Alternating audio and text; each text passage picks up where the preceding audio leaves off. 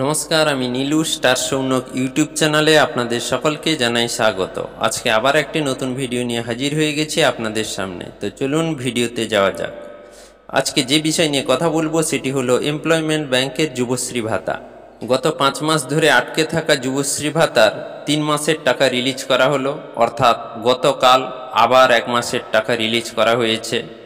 আপনাদের মোবাইলে এসএমএস এসছে কিনা চেক করে নিন। আমার মোবাইলে এখনও পর্যন্ত কোনো এসএমএস আসেনি, অর্থাৎ ট্রেজারি থেকে রিলিজ করার এসএমএস অথবা ব্যাংক অ্যাকাউন্ট থেকে ক্রেডিট করার কোনো এসএমএস আসেনি। কিন্তু ব্যাংক অ্যাকাউন্ট চেক করতে দেখা যাচ্ছে 1500 টাকা ক্রেডিট হয়ে গেছে গতকাল, অর্থাৎ 22শে সেপ্টেম্বর সোমবার রাত 10:30টার সময় অ্যাকাউন্টে ক্রেডিট হয়েছে। এখানে দেখুন, আমি 3টি কিস্তির টাকা আপনাদেরকে ব্যাংক অ্যাকাউন্টের স্টেটমেন্টে শো করছি। দেখুন, 22শে আগস্ট একটা কিস্তির টাকা রিলিজ হয়েছিল, তারপরে দেখুন 18ই সেপ্টেম্বর একটা কিস্তির টাকা, এবং অবশেষে দেখুন আবার 22শে সেপ্টেম্বর আরেকটি কিস্তির টাকা, অর্থাৎ বাকি থাকা 5 কিস্তির মধ্যে 3টি কিস্তির টাকা রিলিজ করে দেওয়া হয়েছে।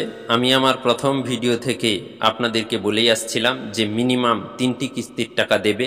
তো 3টি কিস্তির টাকা অলরেডি দিয়ে ফেলেছে, আর বাকি 2 মাসের টাকা দেবে কিনা সেটা নিয়ে সন্দেহ আছে। তবে এবার কিন্তু আমি আপনাদেরকে বলছি, আনেক্সার 3 সাবমিট করার বিজ্ঞপ্তি অবশ্যই প্রকাশ পাবে। হয়তো সামনে পুজো, তাই পুজোর আগে নাও হতে পারে, পুজোর পরে হতে পারে, কিন্তু এবার আনেক্সার 3 সাবমিট হওয়ার বিজ্ঞপ্তি দেবে। তো তাই আনেক্সার 3 সাবমিট করার জন্য আপনারা আপনাদের সার্টিফিকেটগুলো সংগ্রহ করে রাখুন, কারণ অনলাইনে আপনাদেরকে আনেক্সার 3 সাবমিট করতে হবে। সবশেষে একটি গুরুত্বপূর্ণ কথা আমি আপনাদেরকে জানিয়ে রাখি। আমার ভিডিওতে অনেক কমেন্ট আমি দেখতে পাই যে দাদা, আমি কোনো কোর্স করিনি বা আমার কাছে কোনো সার্টিফিকেট নেই, তো আমি কি করব।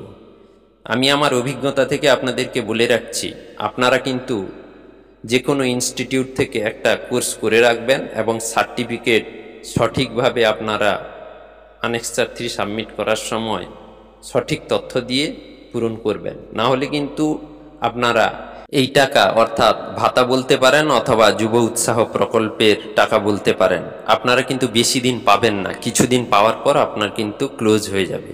তাই আপনারা যে কোনো কম্পিউটার সেন্টার অথবা ইনস্টিটিউট থেকে সঠিক ডিউরেশন দিয়ে আপনারা একটি কোর্স করে রাখবেন। তাতে আপনার কিছু টাকা খরচ হলেও আপনি কিন্তু বেশি দিন ধরে এই ভাতা পেতে থাকবেন।